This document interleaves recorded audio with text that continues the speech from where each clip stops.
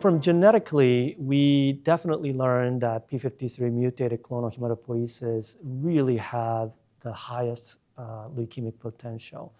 But the question is, from our study, is that one patient can have a multiple different types of p53 mutated clone, and theoretically, each clone have almost equal potential to become leukemia, but only one becomes leukemia.